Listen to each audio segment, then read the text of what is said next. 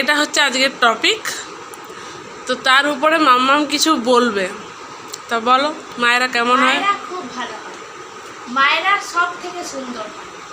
কিন্তু বাচ্চাদেরকে ধোলাই করার সময় মায়েদের মন একদম ড্রেনের জলের মতো হয়ে যায়, আকাশে কুচকুচে কালো মেঘেদের মতো হয়ে যায়, গ্রামের রাস্তার পাকা কাদার মতো হয়ে যায়। আচ্ছা। আর সেই মনে ভালোবাসা জাগে আকাশে ছোট ছোট তারাদের চারপাশে দেখতে পাওয়া যায়, খুব খুঁজলে করে।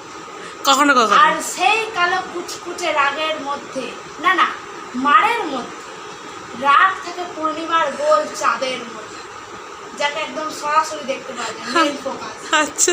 আর সে ওই একটুখানি আলো দিলে তারাদেরকে ভালোবাসা দেখতে পাওয়া যায় কখনো কখনো। আচ্ছা, মানে রাগ আর মার হচ্ছে মেন ফোকাস।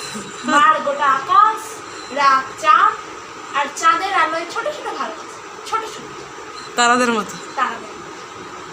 এই হচ্ছে মায়েদের ব্যাখ্যা।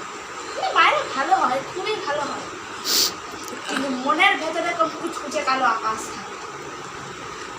মানে কি হাত সুরসুর করে সব সময় এরকম এরকম এরকম এরকম সামনে দেখতে পেলে, কারণ থাক বা নাই থাক, তারা বড়, তারা মা, মারতেই পারে, ভালো নাই বাঁচতে পারে, কিন্তু মারার জন্য কোনো কারণ দরকার পড়ে না।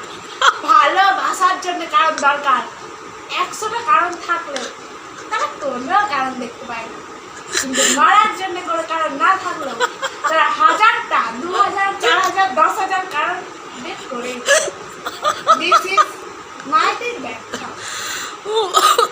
আর আমার মা তার মধ্যে থাকে অন্যতম।